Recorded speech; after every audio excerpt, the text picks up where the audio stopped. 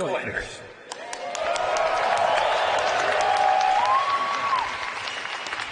I am so glad to be back from my second Bitcoin conference. Since last year in Miami, I've been meeting with leaders and thinkers from this community.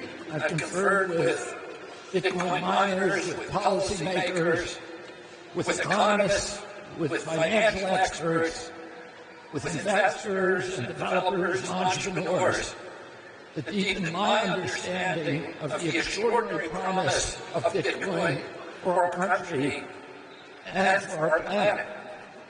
After all I've learned, I intend, as President of the United States, to sign Executive Order 1, directing the Department of Justice and the U.S. Marshals to transfer the approximately 200,000 Bitcoin held by the U.S. government to the United States Treasury, where it will be held as a strategic asset.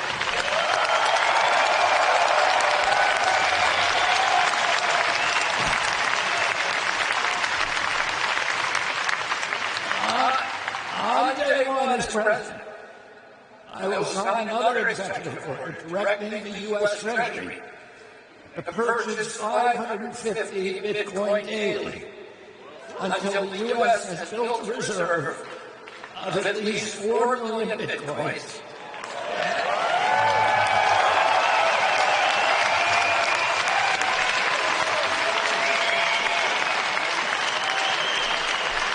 And a position of dominance that no other country will be able to usurp. Our nation holds approximately 19% of global gold reserves. This policy will give us about the same proportion of total Bitcoin. The cascading impact from these actions will eventually move Bitcoin to a valuation of hundreds of trillions of dollars. On day one as president, I will sign also an executive order directing the IRS to issue public guidelines that all transactions between Bitcoin and the U.S. dollar are unreportable transactions.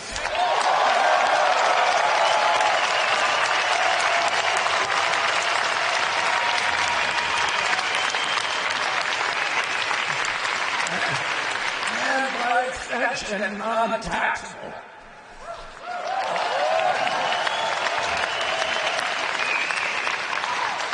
On day one as president, I will also sign an executive order directing the IRS to treat Bitcoin as an eligible asset for 1031 exchange into real property.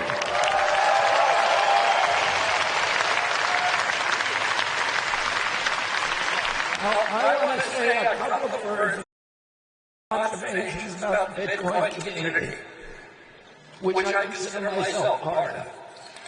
Despite their different viewpoints, I found the most striking feature of Bitcoin is juxtaposition marked by fierce divisions on several minor issues and a sense of unity within the larger Bitcoin ecosystem. The Bitcoin community reminds me of how American politics ought to be. Fiercely diverse, but ultimately united in our aspirations and our beliefs and that America is worth the fight. And in the end, we all come back together, united in our belief that Bitcoin is a technology for freedom, for optimism, for independence, for democracy and transparency. It is the currency of hope. It is the perfect currency.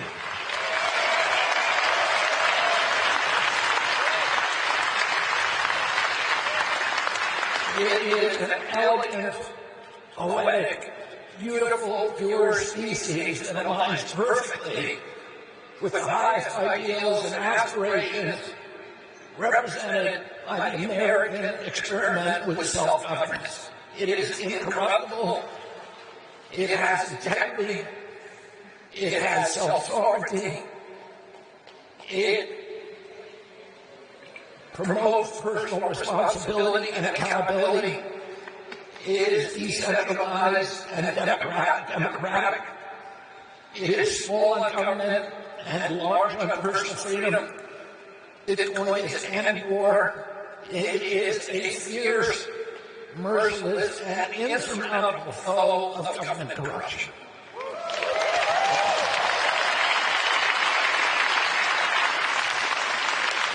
Now, as you know, my own introduction to Bitcoin, my own conversion, I knew from my children about Bitcoin that it was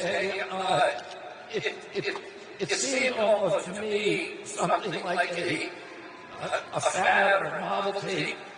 And then I saw what happened on it. I was running at that time the Children's Health Defense, which was the premier advocate for medical freedom in our country, and we had embedded with the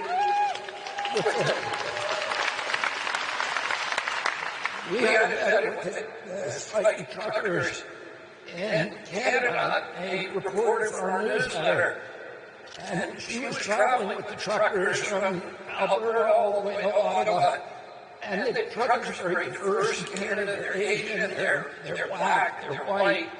The trucking strike, the truckers are doing something that all of us in our country take for granted. They were assembling a petition in government about something that they thought was important, which was that the impact, the financial impact of the mandates on their businesses. If you look at the videos of that event, it was like Woodstock, where people were giving out water bottles, they were picking up trash, they were playing music, they were being kind to each other. But it was portrayed by the Canadian government as a right-wing, extremist, violent terror organization. And then the government began using facial recognition systems and other forms of surveillance to learn the identity of truckers, looking at their license plates, etc. And then it froze their bank accounts. And it froze their $12 million PayPal account.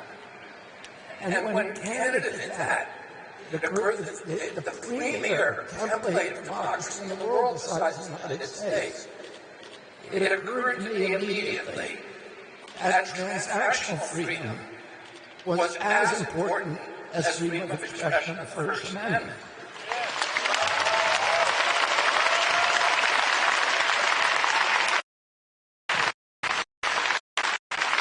Because if the government has the capacity, none of these truckers were charged with a crime, much less convicted.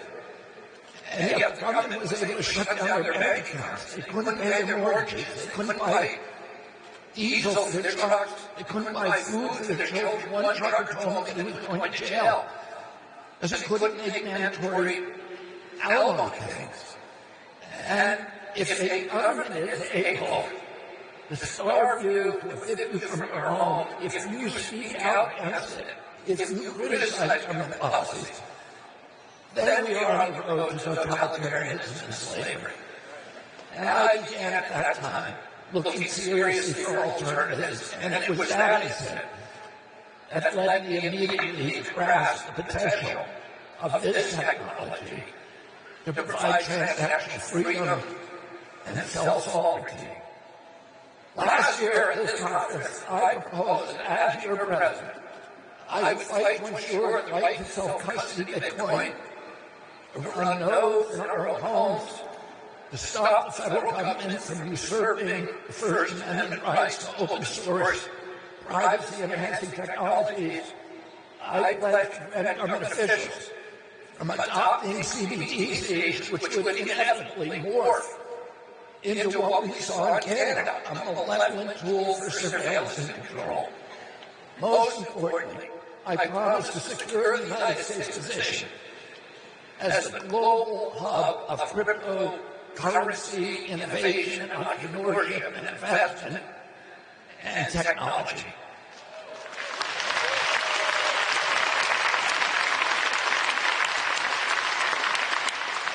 As a lifelong environmentalist, I embrace Bitcoin as a mechanism for incentivizing greater investment in green and renewable energy production. Half the time I spent with Bitcoiners last year, I left this Miami conference so enthralled with optimism and excitement about Bitcoin and its potential to eliminate national debt as a hedge against inflation, its promise to guarantee personal freedom, to restore the American middle class, to end government corruption, to defund the war machine, and to protect our environment. And I happened just before that, at Miami Convention, I got a big check from the fees from winning the Monsanto case. And I took most of that check, which represented a large portion of my personal wealth, and I invested it all in Bitcoin.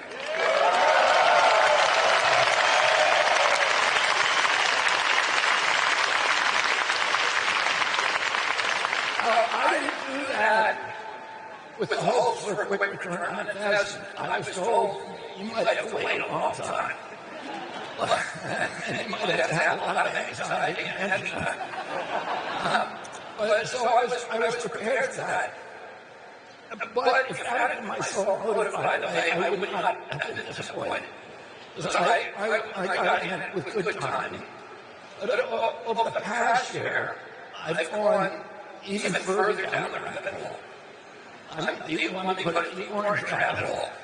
I'm convinced now more than ever that we have to work together to put all these proposals into action immediately. America is at a crossroads. We can either continue down the path we are on, racking up debt, restricting freedom, addicted to war, or we can look forward to use new technologies like Bitcoin to help us evolve, to achieve again our promise of moral authority and the world's exemplar for incorruptible democratic governance.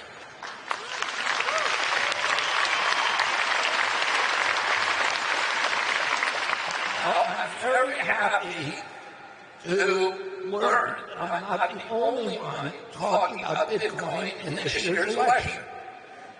Nothing could make me more joyful than to see other political leaders now jumping on the Bitcoin bandwagon. I've had over years head start to study, to understand, to articulate the potential of Bitcoin. And my goal as the first Bitcoin president will be to enact policies that will make America the great world's greatest representative for Bitcoin and a proponent of its democratic values. I grew up assuming that America would always maintain its status as the world leader, the leader of the free world. But ever since the collapse of the Soviet Union in 1993, we've paradoxically been moving in a declining spiral away from that role. Hubris, military adventurism, and corruption have put America's political and economic power in precipitous decline. Our dollar is rapidly losing its reserve currency status because we've weaponized it against other countries. When we disagree with the policies of another country, we kick them off the SWIFT system, and we debang them. As a predictable result of that strategy, the BRICS nations are now in the process of de-dollarizing by getting off the petrodollar. They realize that trading their commodities and other hard resources for money that is printed out of thin air is a losing proposition. This trend will likely accelerate until we make the tough transition toward backing our debt obligations with hard assets again.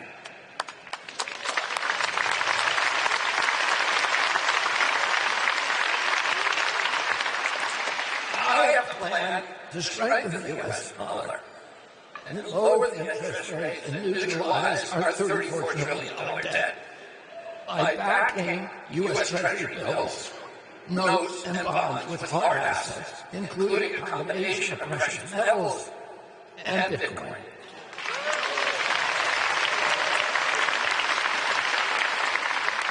Backing U.S. debt obligations by collateralizing them with hard assets not only restores strength to the dollar, it reins in inflation, and it will usher in a new era of American financial stability, prosperity, and peace, the world needs to believe that we have safely handcuffed our government and its ability to create money out of thin air with no proof of work. The innovative strategy that I am proposing leverages the scarcity and liquidity of Bitcoin, along with gold and other hard assets, to restore the dollar's dominance in global finance.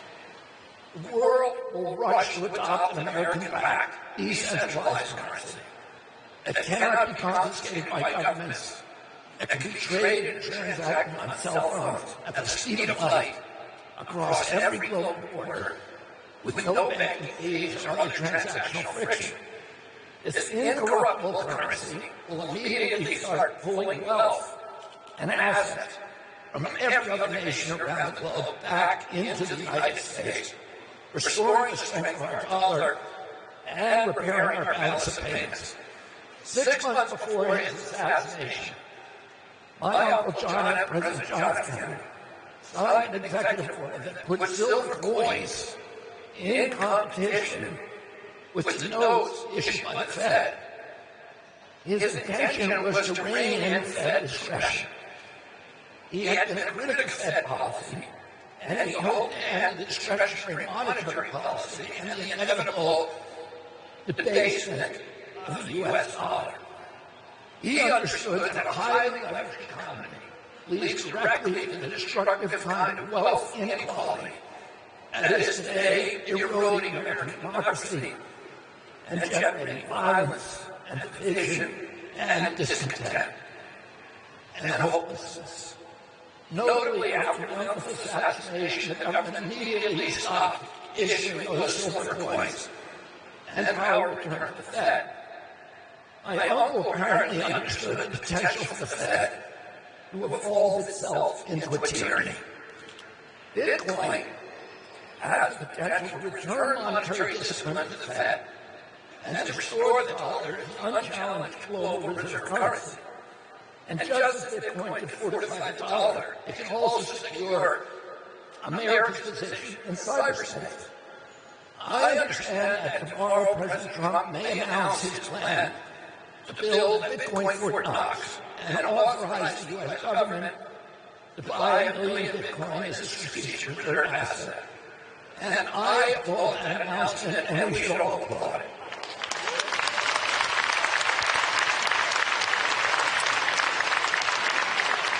I hope that President Trump's commitment to Bitcoin is more than political expediency.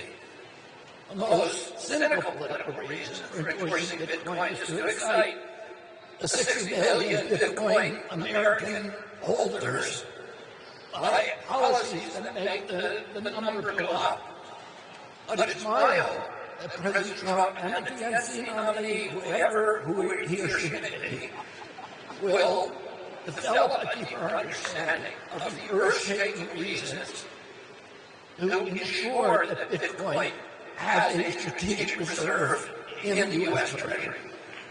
The most compelling of those reasons is laid out in U.S.-based Forbes major Jason Lowery's MIT thesis entitled Software.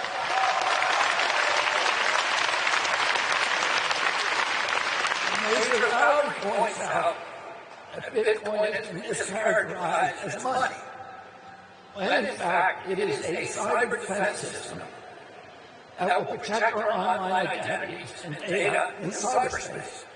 Just as we have an Air Force to protect our skies and a Navy to protect our seas, Bitcoin can protect us against potential cyber attacks. It is a cyber defense weapon and a classic example of unrecognized use. Here's an analogous example. The Chinese invented gunpowder, and then they used it as medicine for 200 years, before other countries recognized that it was the most potent tool for power protection. Today, the popularly assumed use of Bitcoin is money. But Bitcoin is also a power protection weapon that can protect our currency and everything that we do online from cyber attacks. The first country that recognizes this function will be the new global superpower.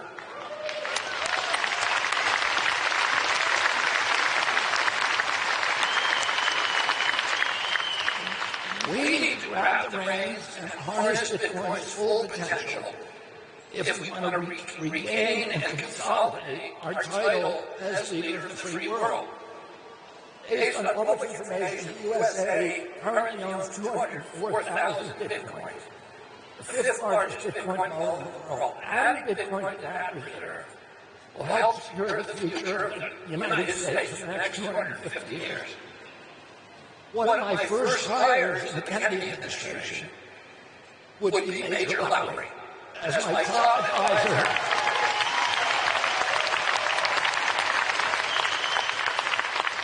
As my top advisor for my national security team.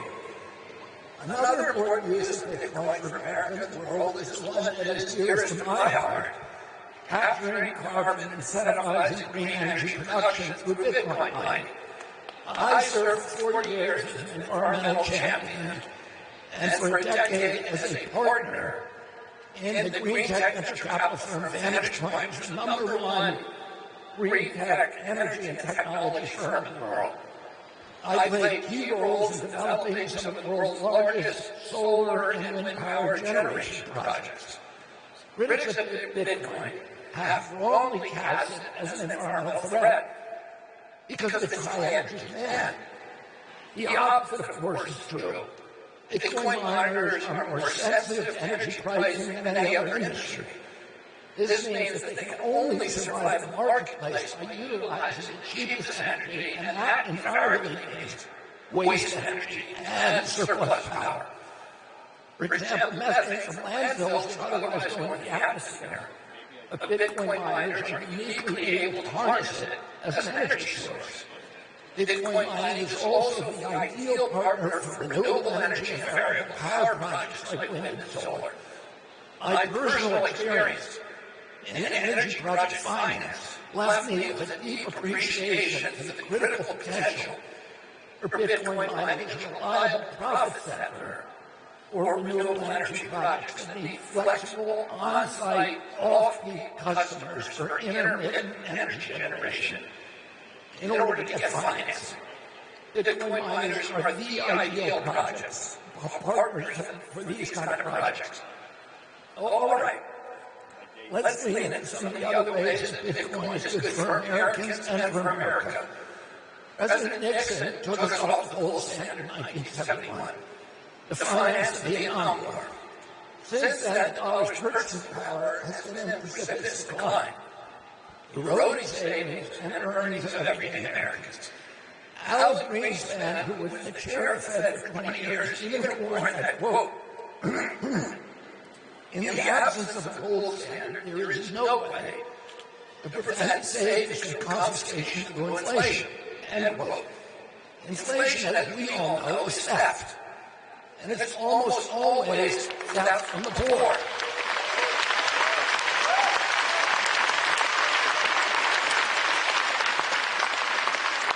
The Fed has engineered an uber-efficient money printing machine to perpetrate a systematic robbery that has gutted the American middle class and decimated America's working poor. The obscene money printing has drained our citizens of their purchasing power through the impacts of inflation. And it was the Trump and Biden administration's reckless embrace of money printing that have pushed the middle class over the tipping point now. American households are now buckling under this strain. Let's look at it simply. If you had $1,000 6 years ago, that $1,000 has a value of $520 today in terms of its capacity to purchase goods and services. Mortgages have doubled in 4 years. No wonder half of the 18 to 30-year-olds are still living at home, unable to afford the homes that provide the first step toward the American dream. No wonder our younger Americans are marrying later, delaying or even abandoning the choice to start a family. Their dwindling purchasing power forces them into these sacrifices. The hopelessness of the task of steadily growing savings, which we all assumed that was just part of our lives, it has pushed them. Now today, this generation faces these moving goalposts. They make money, they think they're doing well, and then the money disappears. And not for anything they did, but because of inflation. And it's pushed this whole generation into a kind of financial nihilism. And it's contributed to the epidemics of depression, of suicide, of hopelessness, of alienation, of dispossession, of the loss of pride in the country, of loss of hope for their own generation and their own futures among young Americans. Healthcare costs are also increasing exponentially. I talked a couple of months ago with a young New Hampshire couple, and they told me with tears in their eyes how they had gotten in an argument, a husband and wife, holding a crying baby in their arms at night, and having to wonder about whether that baby was $50 sick or $100 sick, or $500 sick before they went on to the emergency room. Over half Americans cannot put their hands on $1,000 if they have an emergency. If you are part of that cohort and the engine light goes on in your car, it is the apocalypse. Because you know you're not going to be able to afford the mechanic. You won't be able to get to work. You won't be able to pay your rent, and then you're going to be out on the sidewalk. And that death file has ended up with this army, tent encampments in the cities that I live in Los Angeles, New York, San Francisco, all over the country, where armies of Americans, hard-working Americans, are now living because the engine light came on in the car, or they got 2 flat tires at once, or they had some of their expense that was unanticipated. Walk outside and you're going to see it.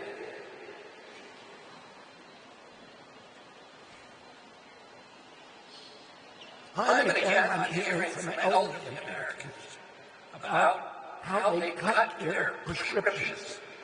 Their prescription pills and food to make them last the end of the week. They're choosing between gasoline and home heating oil and food. So many mothers have told me that they're downgrading ingredients to get out the grocery store checkout line. Americans today are being forced to make these gut-wrenching decisions because our money is broken. But the beleaguered American middle class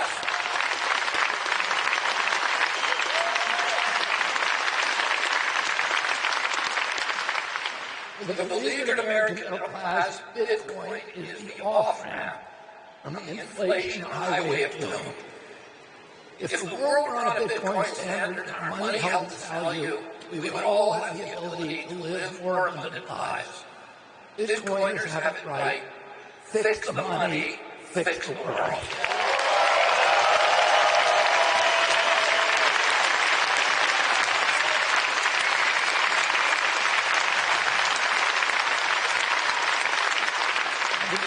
At a time, our dollars, hard assets like Bitcoin will also finally break our addiction to forever wars. Fiat currency was invented to fund war.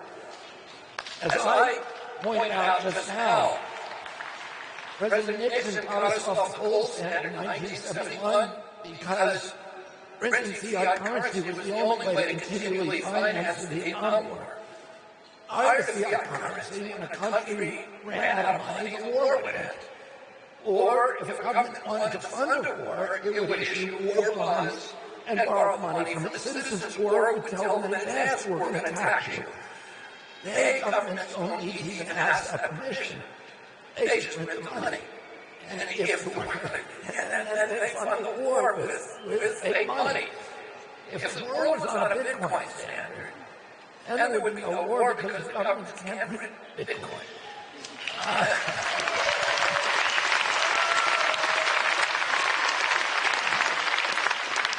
I'm a proponent of Bitcoin because it can defund the military-industrial complex.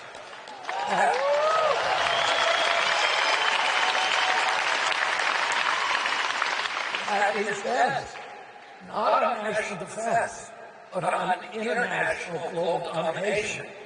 And I'll say this, during the height of the Cold War, the military budget was about $500 billion in 2024 dollars. Today it's double that. Why do we need twice the money that we needed during the height of the Cold War? Well, we need it because it has nothing to do with national defense. It has to do with global hegemony and international domination that is actually counterproductive. It's everything that's wrong. And it has destroyed the relationships on our authority across the globe. Oh, let me say it again. If governments couldn't print money with a couple of keystrokes on a computer, they wouldn't be able to fund wars that never end. Again, fix money, fix the world.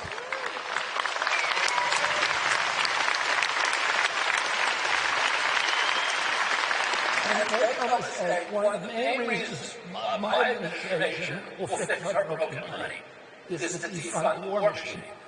To reach that goal, I'm going to support making direct ownership a Bitcoin tax rate. The conversion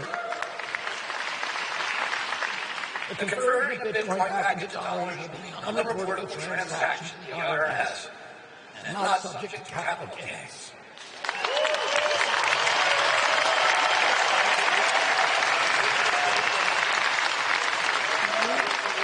We have to remember that the Fourth Amendment guarantees the right to privacy.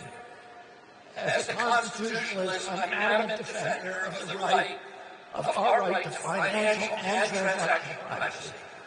When U.S. citizens are required to report every Bitcoin transaction to the IRS, the government knows everything that we are doing with our money. Governments have no business knowing your business.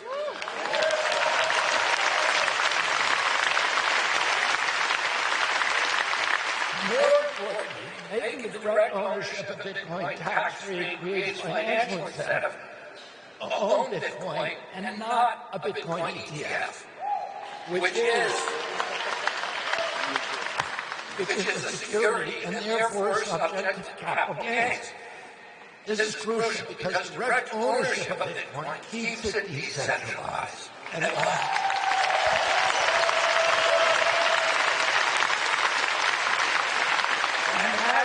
And that is the only way to prevent BlackRock and other global asset managers from having undue influence over the Bitcoin network, over its forks, and over its upgrades.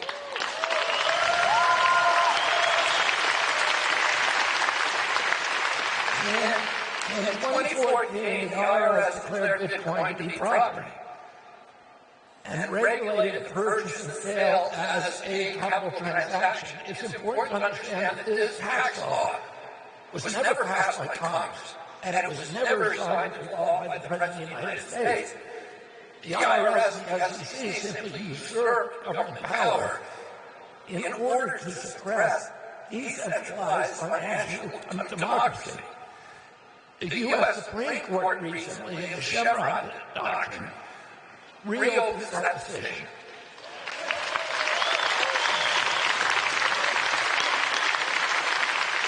And that decision has allowed freedom-fighting Bitcoiners to challenge the constitutionality of taxing Bitcoin for the 2024 year. I tell you today that I will never, ever sign a law that taxes direct ownership of Bitcoin.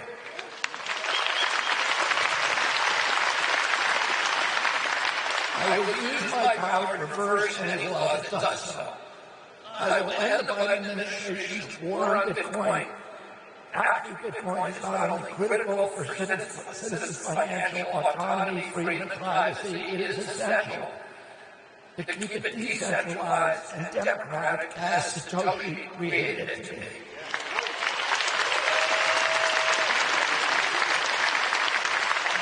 Finally, Bitcoin guarantees property rights. With freely transacted Bitcoin, no government will be able to confiscate or tax your wealth at the border. This is another example of Bitcoin's potency as a weapon against totalitarianism.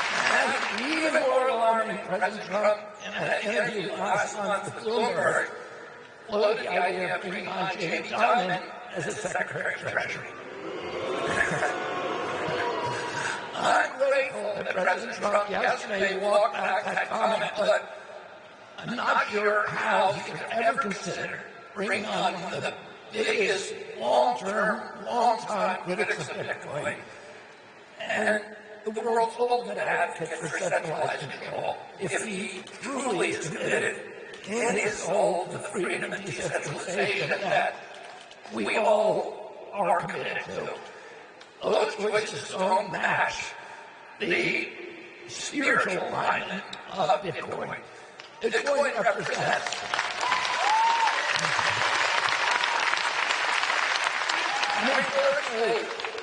I would rather see something like Michael Saylor or Caitlin Long as Treasury Secretary.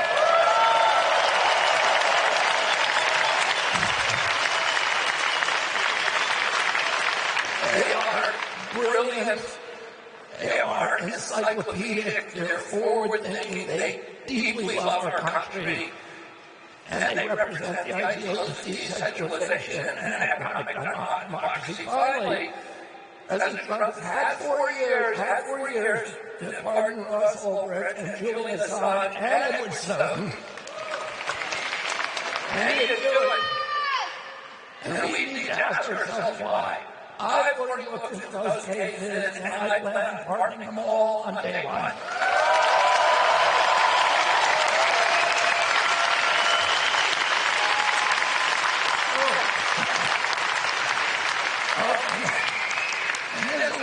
I encourage you to study your choices. Look at the candidates' policies, but more importantly, look at their actions. To decide if they are genuinely part of the problem or if they're part of the solution. Decide if they align with what you believe in your heart. Remember, Americans need, and remember what Americans need, what we want, and then vote accordingly. I want to leave today with a core belief in Bitcoin, in the Bitcoin community.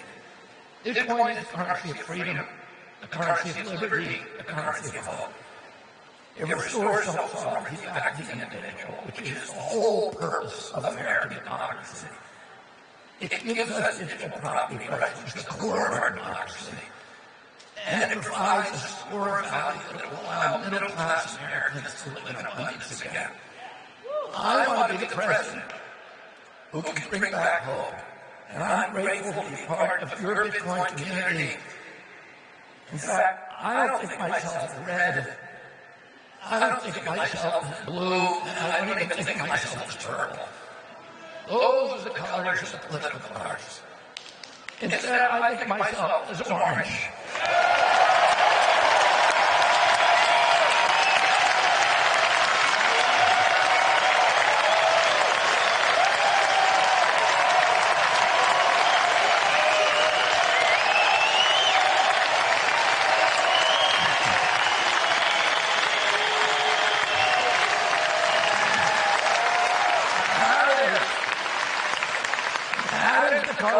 Freedom. And it's true that President Trump has orange hair. And I can only admire him for that from afar. I'll never be able to match him on that. It's a really great start, but I have an orange heart, and that's what you support. Thank you all very much.